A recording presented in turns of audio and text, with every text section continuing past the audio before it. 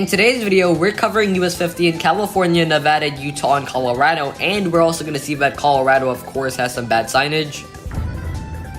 At US 50 start at I-80 where it is signed for Reno, we're signed east for Sacramento and South Lake Tahoe. Sacramento is fine on its own here. When we meet I-5 north for Redding, we're now signed east solely for South Lake Tahoe, which you could argue they should sign a suburb like Rancho Cordova or Folsom, but I think it's fine, honestly. When we meet California 89, we're now signed for State Line, Nevada. Just sign Carson City here. I don't know what Caltrans is doing. Here we get a Nevada State Line sign, and this is the best thing we get for a state welcome sign because there is none. When we meet Nevada 207, unlike California, Nevada actually signs Carson City. When we meet I-580, we're now running concurrently with it along with US 395, and we're now signed for Reno and Fallon. Reno is for I-580 and US 395, and Fallon is for US 50.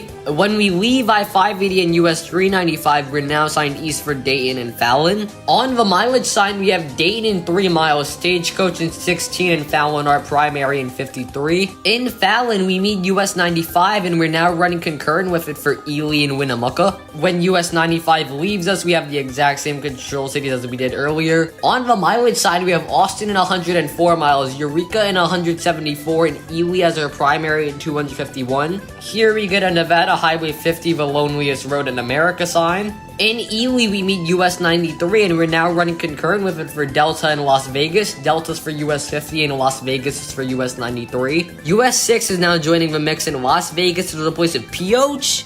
Put Las Vegas back on the sign, and oh, by the way, US 6 is also signed for Delta. On the mileage sign, we have Junction US 93 and 26 miles where it leaves us. Hinkley in 147 and Delta as our primary in 153. When US 93 leaves us, it is signed for Pioche in Las Vegas, and we're still with US 6 east for the Great Basin National Park in Delta. On the mileage side, we have Baker in 35 miles, the Great Basin National Park in 41, and Delta as our primary in 126. This Utah State welcome sign's pretty cool in my opinion, not gonna lie. When US 6 leaves us in Delta, we're now signed for Fillmore. We don't actually go to Fillmore, but Utah 100 will take you there, and this is legit like the best thing you can sign, so just roll with it.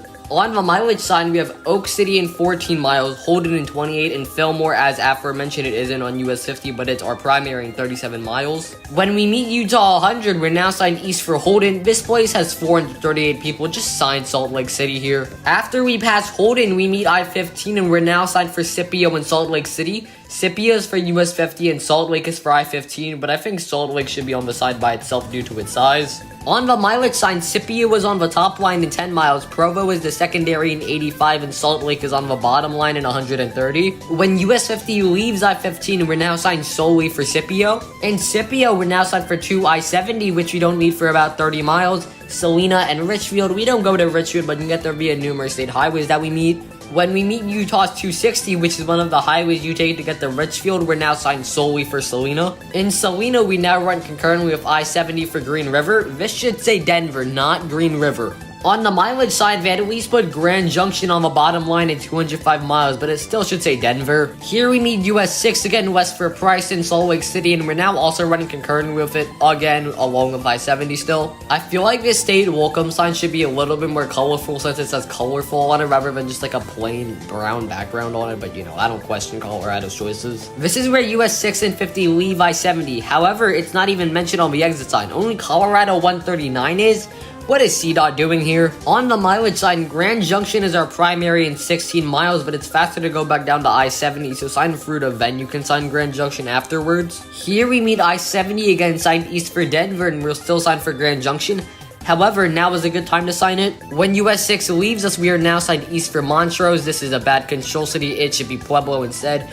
Though right now there are some road closures on US 50, so it isn't the fastest route as of now, but it is under normal circumstances. On the mileage sign, Montrose is our primary in 52 miles, once again signed Pueblo. In Montrose, we meet US 550 signed south for Uray, and we're now signed east for Gunnison, once again just signed Pueblo. After Gunnison, our new control city is Canyon City. The pronunciation doesn't make sense, but anyways, just signed Pueblo once again. When we meet Colorado 115 in Canyon City, we're now finally signed east for Pueblo. When we meet I-25, we are now concurrent with it. However, this concurrency is unsigned.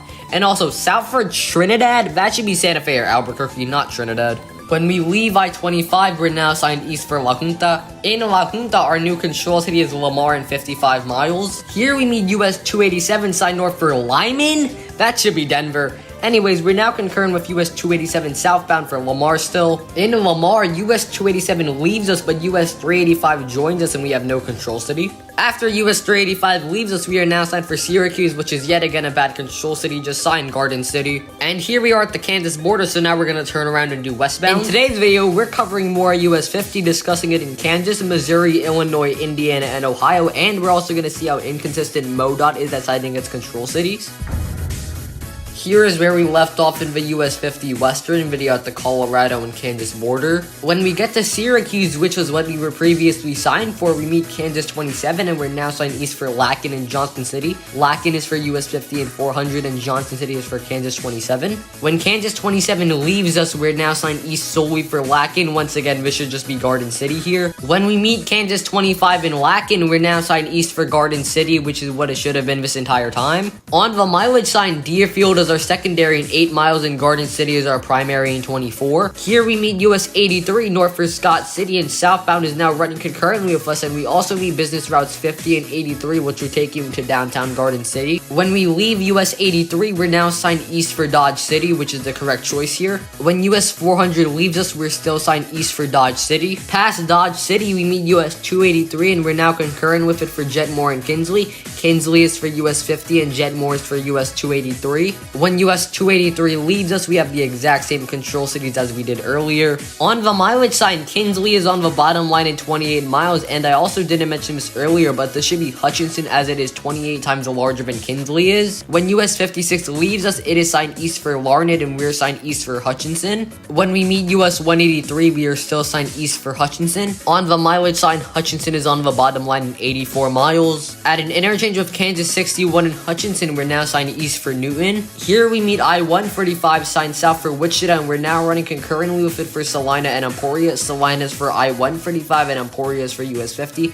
And also, if you want to see a video on I-145, check it out in the description after you finish this one. When we leave I-145, we're now signed east for Peabody and Emporia. Peabody doesn't even break 1,000 people. Emporia is fine by itself. On the mileage sign, Peabody is on the top line in 15 miles, Florence is our secondary in 26, and Emporia is on the bottom line in 71. In Emporia, we meet I-35, and we're still signed east for Emporia because we're not in downtown Emporia yet. After we pass through Emporia, we meet I-35 again, and this time we're running concurrently with it for Kansas City. On the mileage sign, Ottawa is our secondary in 49 miles, and Kansas City is our primary in 98. When we reach the Kansas City Metro, we leave I-35 and join I-435, but we have no control cities, and the concurrency is unsigned. And this is the first time we're crossing into Missouri on this channel. We're concurrent with I-435 up until the interchange between I-49 signed south for Grandview and Joplin, along with US 71. US 71 is signed north for Kansas City, and I-470, in which we leave I-445 signed north for Des Moines, and we join I-470 and we're now signed east for Lee's Summit. When US 50 leaves I-470 signed for St. Louis, we're now signed east for Sedalia. This should be Jefferson City as it is practically double the size of Sedalia, and Jefferson City is also the capital of Missouri. And also, by the way, this is where the inconsistencies begin. MoDOT decides to be inconsistent on the mileage sign and sign Warrensburg in 31 miles. Once again, this should just be Jefferson City. East of Warrensburg, we meet Missouri 13 and we're now correctly signed for Jefferson City. However, on the mileage sign, Jefferson City is nowhere to be seen, but Sedalia and St. Louis are on it. 1, Sedalia is fine as a secondary. 2, this is inconsistent. And 3, this seems good, but in actuality, Jefferson City should still be signed because US 50 isn't fully the fastest way to St. Louis. Here is where you would turn if you were going to St. Louis. In Sedalia, we meet US 65 and we're now signed east for Tipton in 26 miles. What on earth happened to Jefferson City or even St. Louis? And why is MoDOT being so inconsistent? Also, this should just be Jefferson City here. And on the mileage sign, it is yet again inconsistent with Jefferson City being the secondary and St. Louis being the primary. Make Jefferson City the primary. This isn't even fully the fastest way to St. Louis. Here you would turn left onto Missouri 5 to go to St. Louis, and it isn't even signed. And also, we're signed for Tipton again in 4 miles. What? Sign Jefferson City. And of course, the mileage sign is inconsistent with Tipton now being on the 3rd line.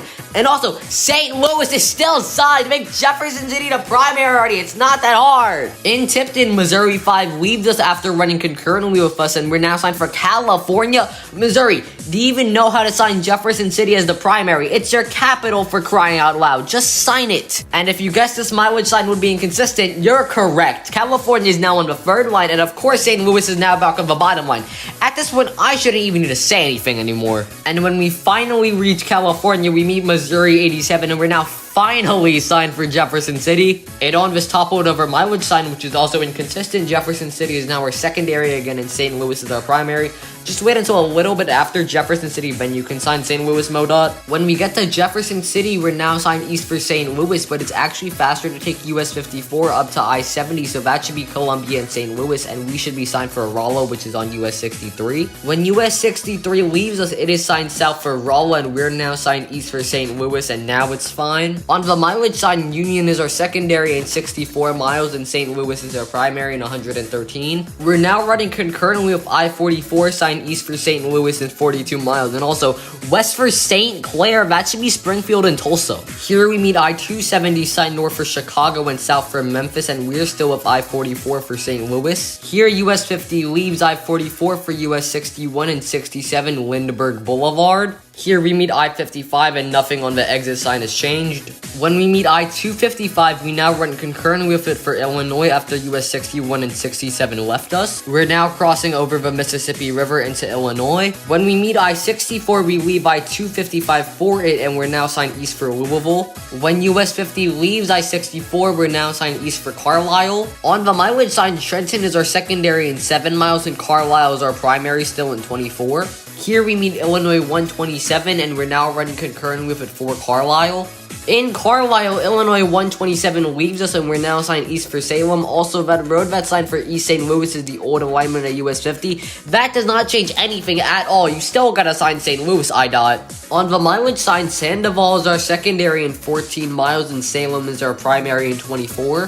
When we meet I-57, we're still signed east for Salem despite being in the city limits. However, we're not in downtown yet. In Salem, we meet Illinois 37, and we're now signed east for Flora. This should be Olney, as it's a county seat and is also almost twice the size of Flora. On the mileage sign, Xenia is our secondary in 16 miles, and Flora is still our primary in 25. Once again, this should just be Olney. West of Flora, we meet US 45, and we're now concurrent with its sign for both Olney and Flora, which is fine. When US 45 leaves us, we're now solely signed east for Olney. On the mileage sign, Olney is still our primary in 20 miles. In Olney, we meet Illinois 130, and we're now signed for Lawrenceville. Illinois being a little provincial here, this should be Vincennes because it's almost 4 times the size of Lawrenceville. On the mileage sign, though, they make Lawrenceville the secondary, and Vincennes is now our primary in 33 miles. We're now crossing over the Wabash River into Indiana, and here we get a more to discover in Indiana State welcome sign.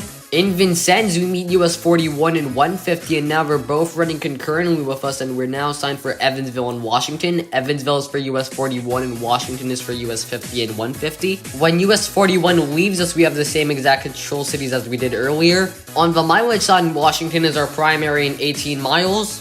When we meet Indiana 57, we're now signed east for Shoals. This should be Bedford because Shoals doesn't even break 1,000 people. When we meet I-69, we only have control cities for westbound and none for eastbound. On the mileage side, Shoals is nowhere to be seen, with Lagoti as your secondary in 11 miles, and Bedford is now our primary in 41 miles. When US 150 leaves us, it is signed east for French Lick, Paoli, and Louisville. When we reach Bedford, which unlike the one in Pennsylvania, this one should actually be signed, we're now signed east for Bedford and Cincinnati. And also, signing Cincinnati here is crazy good. But of course, on the mileage sign, Cincinnati is nowhere to be seen, and we're now signed for Seymour. Under normal circumstances, I'd be fine with this, but knowing Indiana DOT can sign Cincinnati, this should just be Cincinnati here. When we meet I-65 in Seymour, we're now signed east for North Vernon. Once again, this should just be Cincinnati. After passing through North Vernon, we're signed east for Cincinnati again. On the mileage sign this time, Cincinnati actually stays and is 72 miles away. When we meet I-275, which serves as Cincinnati's beltway, we only have control cities for westbound and none for eastbound. We're now crossing into Ohio, and also this is I-275 and we don't have an interchange with it here. In Cincinnati, we meet I-71 and 75 signs south for 2nd Street, and we're concurrent with I-71 northbound for Columbus, the Columbia Parkway, which is US 50, and 2 I-471. When US 50 leaves I-71, we're still signed for the Columbia Parkway and 2 I-471, but we're also now signed for 2 US 52. Here we meet I-471 signed south for Newport, and we're now only signed east for the Columbia Parkway and 2 US 52. Here we meet US 52, and also another US highway in the Cincinnati Metro is US 22, which I've also made a video on that you should check out, link in the description after this one.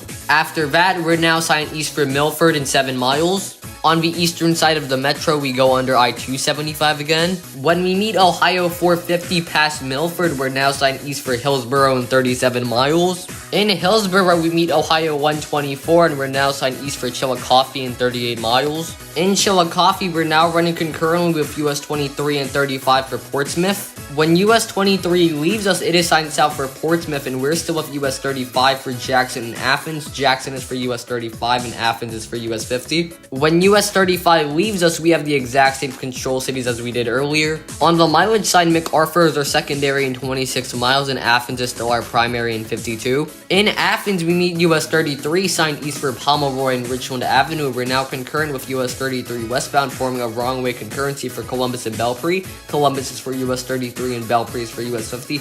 Also, that should be Parkersburg, not Belpre. Ohio is being a little bit provincial here. When US 33 leaves us, we have the exact same control cities as we did earlier, but Parkersburg is now also signed along with Belpre. On the mileage side, however, Parkersburg is nowhere to be seen on it, and Belpre is now our primary again in 38 miles. This should be Parkersburg, not Belpre. When Ohio 32 leaves us, we're now signed east for Parkersburg, which we should have been signed for since Athens. And since we're crossing into West Virginia, now we gotta turn around and do westbound. In today's video, we're finally finishing off US 50 by covering US 50 through West Virginia, Maryland, Virginia, and Washington, D.C. And we're also gonna see how inconsistent Maryland DOT is assigning its control cities.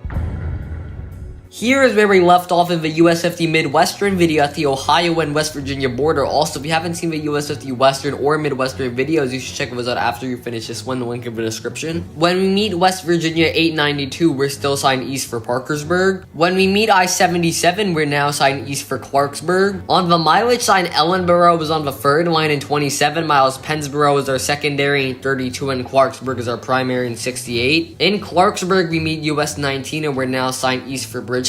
When we meet I-79, we're still signed east for Bridgeport. In Bridgeport, we meet West Virginia 76, and we're now signed east for Grafton. On the mileage sign, Grafton is the only city on it in 13 miles. On the mileage sign after Grafton, Romney is now our control city in 88 miles, while Red House, Maryland is our secondary in 38. And here is where we make our brief foray into Maryland until later. When we meet US 219, we're still signed east for Romney. On the mileage sign, Gorman is our secondary in 6 miles, and Romney is now only 49 miles away. And here we are crossing back into West Virginia over the North Branch Potomac River. This is legit the tiniest West Virginia state welcome sign I've ever seen. In Romney, we meet West Virginia 28, and we're now signed east for Winchester. On the mileage side, Capon Bridge is our secondary in 8 miles, and Winchester is our primary in 28. We're now crossing into Virginia, and this is also the first time we're crossing into it on this channel. In Winchester, we meet US 522 and 11, and we're now running concurrent with them southbound, and we have no control cities. And also because why not, US 17 just decides to randomly spawn in because it feels like it. When US 11 leaves us, we're now signed for 2 I-81. When we meet I-81, we don't receive a single control city. When US 522 leaves us, it is signed south for the airport on Front Royal, and we're now signed for Warrenton and Washington, D.C. Warrenton is for US 17 and Washington, D.C. is for US 50. When US 17 leaves us, it is still signed south for Warrenton, and we're now signed east for Fairfax and Washington, D.C. This should actually be Stonebridge because it's faster to take US 17 to get to Fairfax and Washington, D.C. from here. On the mileage sign, Upperville is on the third line in 4 miles. Fairfax is our secondary in 35, and Washington, D.C. is our primary in 51. Again, this should just be Stonebridge. Past Stone Ridge, we meet Virginia 28, and we're now signed east for Fairfax, which now it's fine. When we meet I-66, we're still signed east for Fairfax. When we meet US 29, it is now running concurrent with us, and we have no control cities, but I think it's fine since there's really nothing you can sign without it being better to take I-66 to get there. When US 29 leaves us, neither of the highways have any control city at all whatsoever. When we meet I-495, the Capital Beltway serving the Washington, D.C. metro area, we're now signed east for Arlington Boulevard in Arlington. When we meet Virginia 27, we're now signed east for Washington, D.C. again. This time it's actually good. We are about to join I-66, still signed east for Washington, D.C., but there is zero mention of it on the sign. We're now crossing over the Potomac River into Washington, D.C. When US 50 leaves I-66, signed east for East Street, we're now signed east for Constitution Avenue in downtown, but it'd actually be faster to stay on I-66 till East Street to get to downtown from here. Here, we just passed north of the Lincoln Memorial. Over there in the distance, we can see the White House as we pass south of it. And if you turn around, you can also see the Washington Monument as well. At the end of I-395, we have no control cities. However, though, this should be Annapolis signed here. We're now crossing over the Anacostia River back into Maryland for real this time, though. In Maryland, we're now signed for Annapolis, Richmond, and 2 I-295. Annapolis is for US 50 and Richmond is for I-295. And here is our exit for 2 I-295 for Richmond. When we meet I-495 again on the other side of the metro, we're still signed east for Annapolis. Immediately after the interchange with I-495, we have now become unsigned I-595, and here we meet US 301, and we're now running concurrently with it for Annapolis and 2 I-97 for Baltimore. When I-97 ends, we're still signed for Annapolis, but we're now also signed for the Bay Bridge. When we meet Maryland 450, we're now solely signed for the Bay Bridge. We're now crossing over the Chesapeake Bay via the Bay Bridge. When we meet Maryland 8, we're now signed for Easton. 1, this should be Salisbury, and 2, this is where the inconsistencies begin. When US 50 leaves US 301, side north for Wilmington, we're now signed east for Ocean City. 1, what happened to Easton? 2, why is Salisbury skipped? And 3, this should be Salisbury. I know it's not as well known, but it should still be signed first. On the mileage sign, Salisbury is our secondary in 64 miles, and Ocean City is our primary in 94. Salisbury should be signed first, then Ocean City can be signed afterwards, in my opinion. In Salisbury, we meet US 13, and we're now running concurrently with it for Norfolk and Ocean City. Norfolk is for US 13 and Ocean City is for US 50. When US 50 leaves US 13, both highways have the exact same control cities as they did earlier. And here is US 50's eastern terminus at Maryland 528 in Ocean City. After looking at all of Colorado's bad control cities, these being Montrose, Gunnison, Salida, Canyon City, La Junta sometimes, and Los Animas, let's look at what the control cities should be for the entire route. The control cities for eastbound should be Sacramento, then South Lake Tahoe, Carson City, Fallon, Ely/Winnemucca, then Ely by itself when US 95 leaves us, then Delta and Las Vegas, then Delta when US 93 leaves us, then Fillmore until you meet Utah 100, then after that sign Salt Lake City, then Scipio when you leave I-15, then Salina and Richfield until you meet Utah 260, then Salina by itself, then Grand Junction, then Loma/Rangery when you leave I-70, then Fruta, then Grand Junction again, then Pueblo, skip over Montrose, Gunnison, and Canyon City, then La Junta, then Lamar, and then finally Garden City, skip over Syracuse. Should be Garden City, skip Syracuse and Lakin, then Dodge City, Hutchinson, skip Kinsley, then Newton, Emporia, Kansas City, then Overland Park when you join I-445, then Des Moines after that, then Lee Summit when you join I-470, then Jefferson City, skip Sedalia, Warrensburg, Tipton, and California,